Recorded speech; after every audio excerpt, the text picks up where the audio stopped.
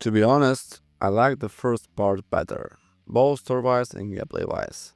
But today we will review a new game that's called Marvel Spider-Man 2. The innovations in the combat system I didn't really appreciate, but that's minor things, and there are now two main characters. What I like the most is the expanded New York City. Brooklyn and Queens were added in addition to Manhattan. And that's great, but why wasn't the Statue of Liberty allowed to be visited? It's visible in the distance, but there is no access to it. Well, and the most obvious disadvantages is in the stability of the game. Many people had crashes with GPU driver error. I found the solution only in the second part of the game, that is half of the game I played with periodic crashes in has unpleasant. And so it's the same game at the first part, with the above mentioned modified and supplemented moments while an increased system requirement. It cool thought even for me, someone who doesn't like superhero themes. I made a silly impulsive decision to buy a PS5 for this game, but when it came out, ended up stopping around a halfway cause I wanted to eventually just play it one day on PC. Not my smartest finally choice, but it happens. And this game is finally here, and I got 100 it in its fun game. But especially I will playing if I will see a lot is left to be desired. The story feels rushed, sort of feeling pasted all together randomly, and the overall tone of the game throws out what if trying to achieve. It's hard to take a darker story serious when it's full of this cringe, artificially positive nearly constantly.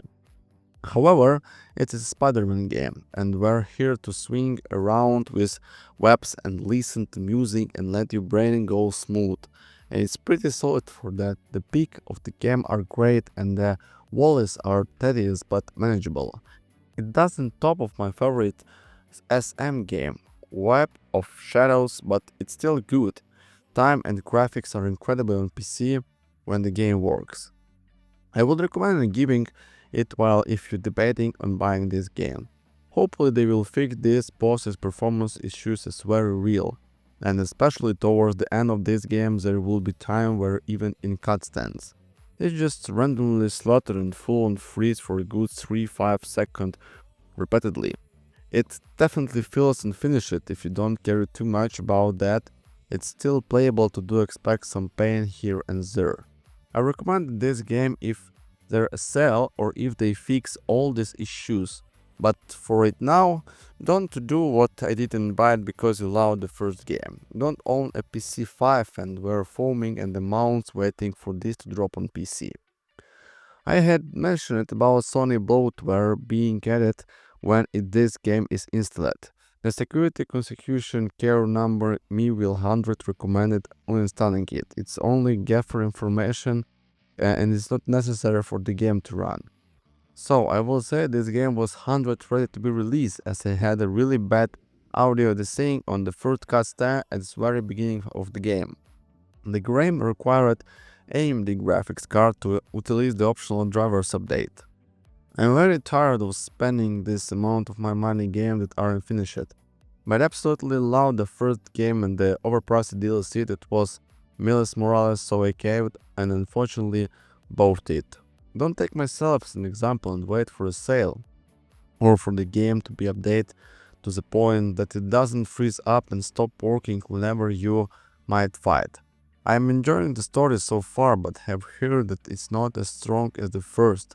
Personally, as an avid Spider-Man comics fan, I'm just happy to see it and point at the screen every time. A new character walks in the store and explains to my wife why that's my favorite comic character actually. The story so far has been strong, all the character introductions have been really fun, and the really synergy between the two Spider-Man has been really fun to watch. I like that you get to see them really play off each other. In a way to do you only get a preview of in this Miles Morales game. Always sad, but at your own risk you may experience frame issues, stability issues, etc. But that's like to be fixed, and whenever that is the case, you will ultimately be left with a superior game with some spectacular character and amazing mechanics. So I guess this game must like me start because I haven't really experienced any of performance issues other players have been. Thank you for watching guys and hope to see you later my friends. Goodbye.